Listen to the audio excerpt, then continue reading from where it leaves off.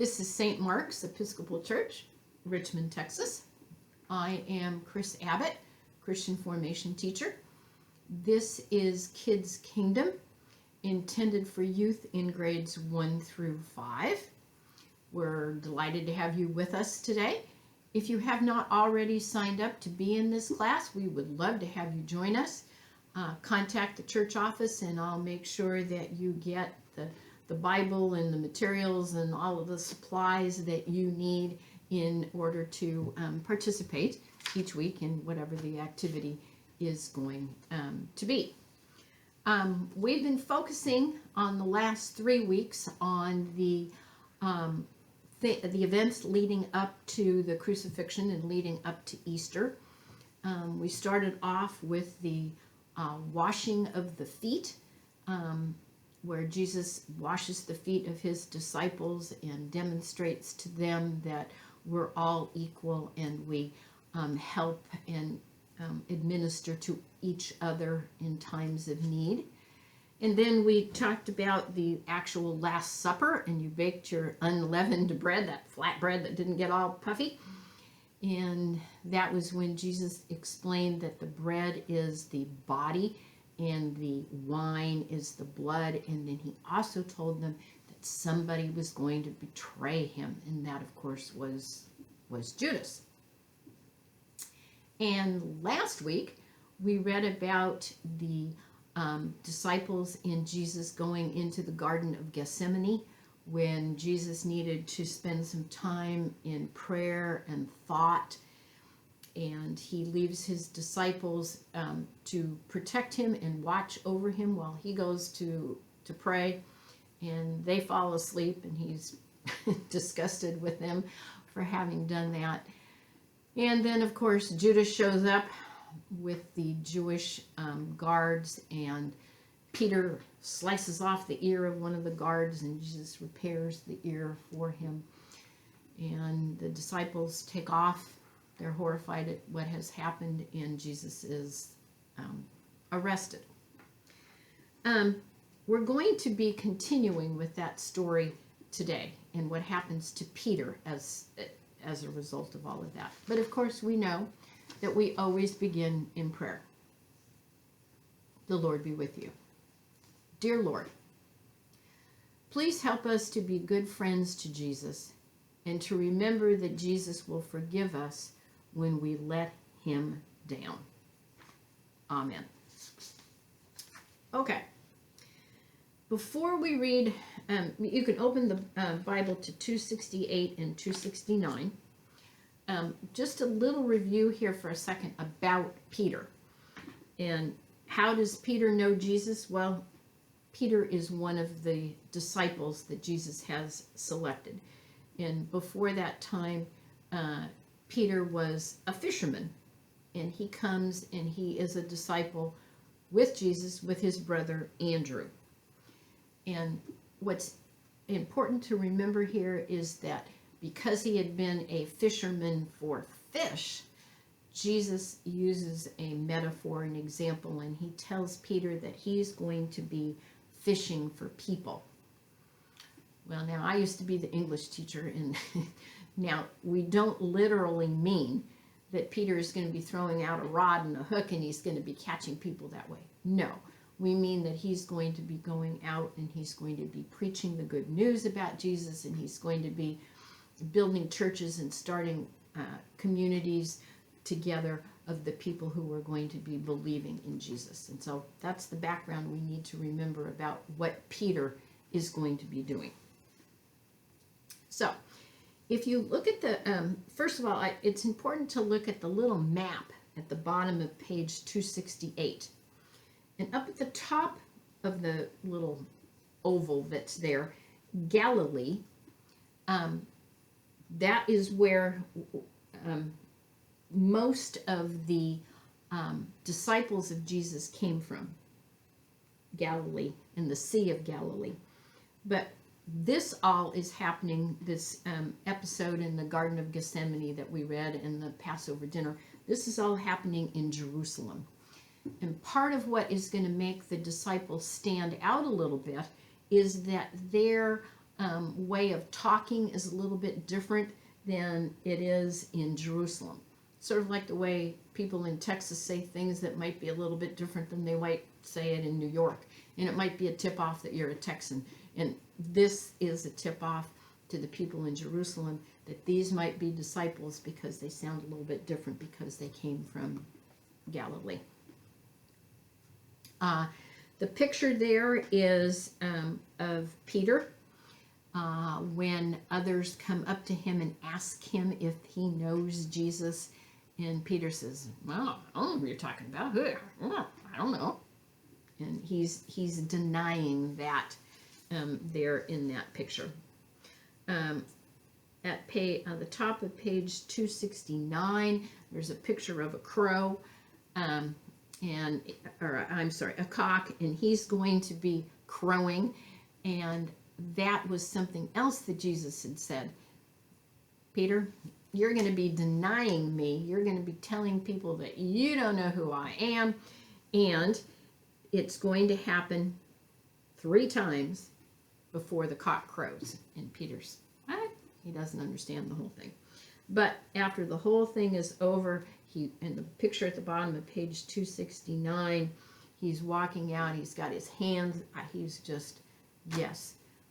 Jesus told me I was going to deny him, and that's exactly what I did. And Jesus could predict what was going to happen, and Peter probably didn't believe it, but it was exactly what happened. Fell for that. Okay. So, let's read on page 269.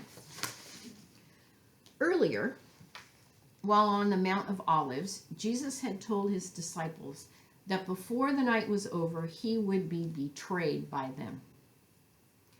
Peter had denied that this was possible, and Jesus had looked at him calmly and saying, before the cock crows at dawn, you will have disowned me 3 times.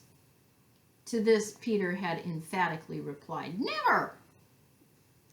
Jesus was now under arrest and taken to the house of Caiaphas, the high priest. There, the scribes and the elders and all the members of the Sanhedrin, the powerful Jewish council, had assembled, and they were waiting to interrogate him. Peter followed at a distance, watching to see what would happen. He went into the courtyard of Caiaphas' house and stood with the guards who were warming themselves by the fire. A servant girl came up to Peter and peered closely at him. Were you not with Jesus of Galilee? She asked him. I know no one of that name, said Peter, getting up and walking to the gateway. A second girl approached him, saying to her companion, this is one of the men who was with Jesus of Nazareth. But Peter quickly denied it. Not I, he said. I swear I do not know the man. By this time, several people had gathered around and were looking at him curiously. Surely, you are one of the disciples, asked one. You must be. You speak with a Galilean accent. Peter turned on them angrily. Have I not told you? I do not even know the man you're talking about. At these words, a cock crowed, and Peter suddenly remembered Jesus' words, foretelling how he would disown him. Peter walked out of the courtyard and broke down and wept. So, obviously, Jesus knew what was going to happen. And he predicted that. And Peter wasn't willing to accept that to begin with, that he would be denying him or that Jesus would be able to predict what was going to happen. But, of course, that did happen. That's exactly what happened. And when the cock crowed the 3rd time, it suddenly hit Peter. Oh, yeah, that's right. That's what he said was going to happen. Jeez. All right. Now, the point to the story here, though, is that Jesus has called him to be a disciple. And yes, he has denied him in this story, but he knows now that he needs to lead on and continue the journey and the ministry and the teaching that Jesus has begun. And he was going to be fishing for people, and he was going to be feeding the people, not literally feeding them, not giving them bread, no, but giving them what they needed to learn and know and do in order to follow in the footsteps of Jesus and to follow him and do the things that he's asking. So, just as Jesus was asking Peter to do some things, he's asking us to do some things. So, what are those things that Jesus is asking us to do? Love thy neighbor, be kind, be helpful, be good, be generous, forgive others when they do something wrong to us, ask for forgiveness when we do something wrong to somebody else, be loving, love thy neighbor. All of those things is what Jesus is asking us to do. As we follow him, as we follow Peter, those are those simple guidelines that he's asking us to do. All right. Your activity this week is to watch the video that was in your bag. And the title of it is Come Follow Me. This is Peter. It's all about Peter. It's about a half an hour long. And it's the complete story of what Peter is doing. He's feeding the people. He's catching the people. He's doing what Jesus has asked him to do. And the whole video is about Peter following those instructions from Jesus and following along and being his disciple, even though Jesus is no longer there. He's doing the job that Jesus set him up to do, to follow after. So I hope you enjoy it. It's pretty good. Yeah, and only a half an hour, so it doesn't drag on and on and on. It gets to the point, and I think that you will enjoy it and get something out of it. As you know, we always conclude our lesson with the Lord's Prayer. The Lord be with you. Our Father, who art in heaven, hallowed be thy name. Thy kingdom come, thy will be done, on earth as it is in heaven. Give us this day our daily bread, and forgive us our trespasses, as we forgive those who trespass against us. And lead us not into temptation, but deliver us from evil. For thine is the kingdom, and the power, and the glory, forever and ever. Amen. Thank you for joining us today. I hope you got something out of this story about Peter and Peter's denying that he knows Jesus, but that what we all need to be doing is following and doing and believing in what Jesus is telling us to do. So, goodbye from St. Mark's, Richmond. I'll see you again next week. Bye-bye.